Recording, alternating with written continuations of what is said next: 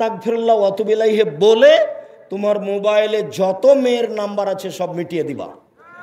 মুনাফিকি করো না। এই বোকা ছেলে, যেই মেয়ের সাথে প্রেমের গল্প করো ওই মেয়ের সাথে আরো হাজারো পুরুষের কথা হয়। তোমার একটু বুঝ হয় না? তুমি কি গরু ছাগল? বুঝে না। কেউ যদি অবিবাহিত অবস্থায় জেনা করে তাহলে তাকে 100 লাঠি পিটিয়ে এলাকা থেকে 1 বছরের জন্য তাড়িয়ে দিতে হবে, তার নাম জেনা। কেউ যদি বিবাহ করার পরে জেনায় লিপ্ত হয়, কেউ যদি বিবাহ করার পরে জেনায় লিপ্ত হয় তাহলে তাকে ইট ঢেল পাথর দিয়ে মেরে মেরে মেরে ফেলতে হবে। অন্তত বিবাহ করার পরে জেনায় লিপ্ত হলে তার বেঁচে থাকার কোনো সুযোগ নেই, এই কথাটা আপনার মনে থাকা ভালো হবে। এই দেশের হাজারো ভাবিকে ইট ঢেল পাথর দিয়ে মেরে ফেলতে হবে সরকারিভাবে।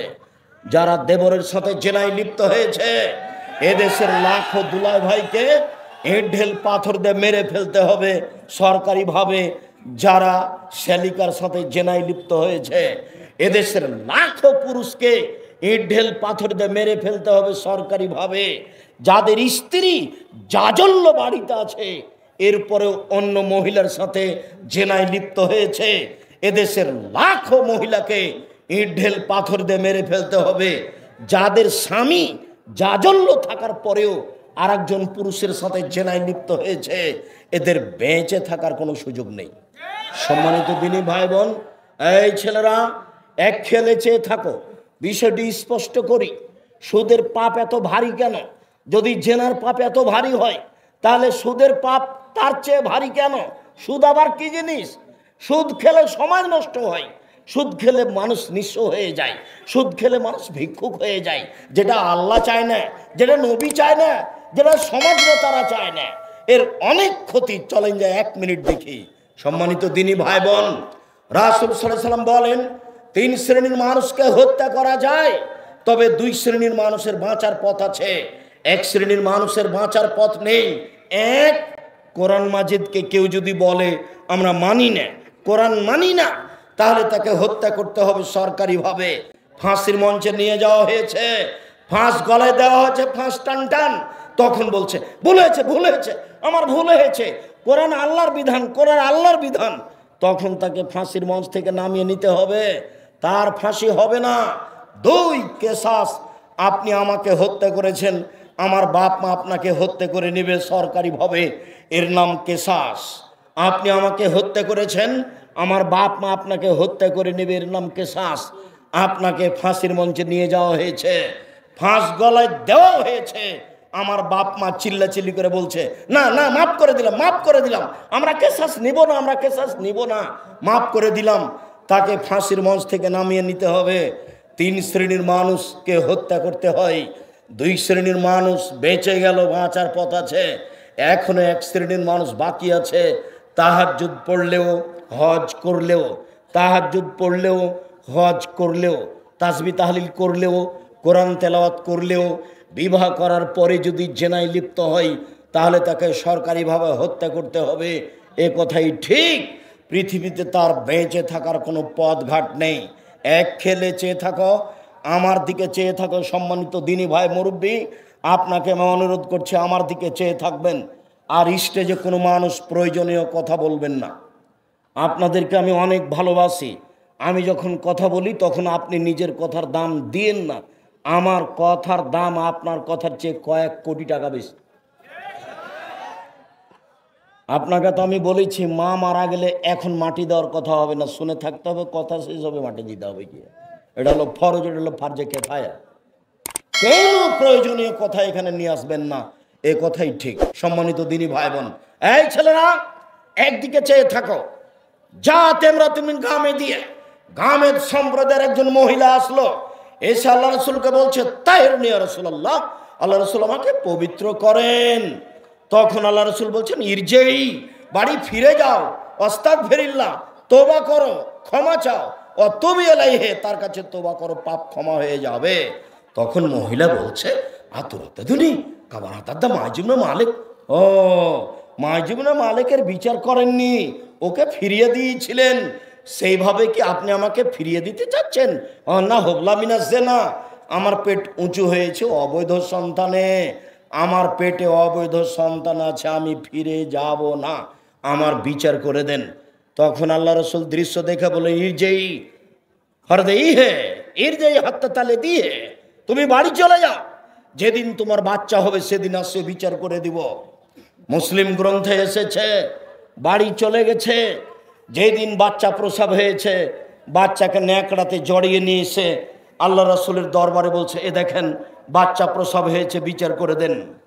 দৃশ্য দেখে আল্লাহ রসুল বলছেন, শোনো, ইরজাই, বাড়ি ফিরে যাও, ফরদেই হে, বাচ্চাকে দুধ খাওয়াও, হাত্তা তাফতেমি হে, যেদিন বাচ্চা দুধ ছেড়ে দেবে সেদিন আসো বিচার করে দেব। মহিলা বাচ্চা নিয়ে চলে গেল, বাচ্চাকে 2 বছর দুধ খাওয়ালো।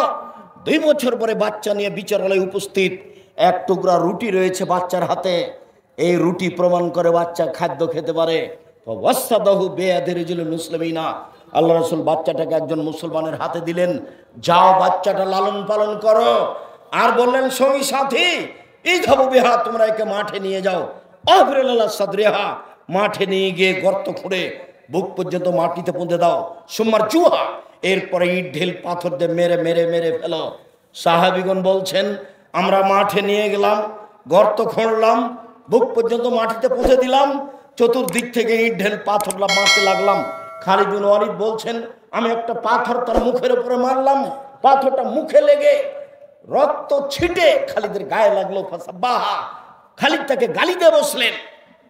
তখন আল্লাহ রাসূল বললেন, মালে রে খালিদ, খালিদ থামো, তুমি একে গালি দিও না, লাকাদ তাবা তাওবাতাল্লাহ তাবা সাইবা মাগফিরিনা গফির আল্লাহ।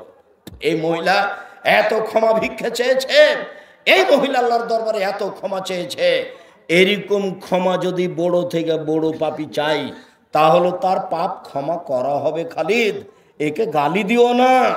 এর তওবা যদি মদিনার সব পাপীকে ভাগ করে দেওয়া হয়, সবার পাপ ক্ষমা হয়ে যাবে, একে গালি দিও না। আল্লাহ রাসূল তার জানাজা করলেন, তার কাফন দাফন করলেন, তার পাপ ক্ষমা হয়ে গেছে ঘোষণা দিলেন, তার পাপ ক্ষমা হয়ে গেছে ঘোষণা দিলেন। তারপরে তার জানাজা করলেন, তারপর কাফন দাফন করলেন, সব কিছু করলেন। পৃথিবীর এত বড় মানুষ একটু বলতে পারলেন না, যাও তোমার পাপ ক্ষমা হয়ে গেছে, তোমার বিচার হবে না, এই কথা তিনি বলতে পারলেন না। কেন? উপর থেকে ফায়সালা আছে, বিবাহ করার পরে জেনায় লিপ্ত হলে তার বেঁচে থাকার কোনো পথঘাট পৃথিবীতে নেই। জান্নাতের গেটে বড় অক্ষরে লেখা আছে, সর্বপ্রথমে যিনি জান্নাতে প্রবেশ করবেন তিনি হলেন মুহাম্মদ সাল্লাল্লাহু আলাইহি সাল্লাম। পৃথিবীতে এত পাওয়ারফুল মানুষ কেউ জন্ম নেয়নি, কিয়ামত পর্যন্ত কেউ জন্ম নিবে না।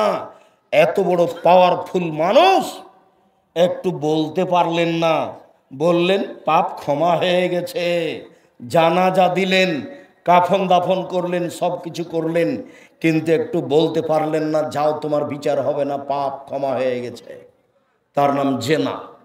সম্মানিত দিনী ভাই বোন, এই ছেলে, তোমাকে এখানে একটা কথা বলে রাখছি, এখান থেকে উঠার সময়তে আস্তাগফিরুল্লাহ ওয়া আতুবু ইলাইহি বলে তোমার মোবাইলে যত মেয়ের নাম্বার আছে সব মিটিয়ে দিবা।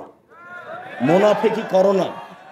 এই বোকা ছেলে, যে মেয়ের সাথে প্রেমের গল্প করো ওই মেয়ের সাথে আরো হাজারো পুরুষের কথা হয়। তোমার একটু বুঝ হয় না? তুমি কি গরু ছাগল? বুঝেও বুঝে না, ওরা অন্তর আছে, বুঝে না, বোঝা দরকার। শোনেও শোনে না, ওরা কান আছে, শোনে না, শোনা প্রয়োজন। দেখেও দেখে না, ওরা চক্ষু আছে, দেখে না, দেখে বিবেচনা করা প্রয়োজন। উলাইকা কাল আনাম, তারা পশু প্রাণীর মতো, তারা গরু ছাগলের মতো, তারা কুকুর স্ত্রীর মতো, বালু মাজাল বরং তার চেয়ে খারাপ।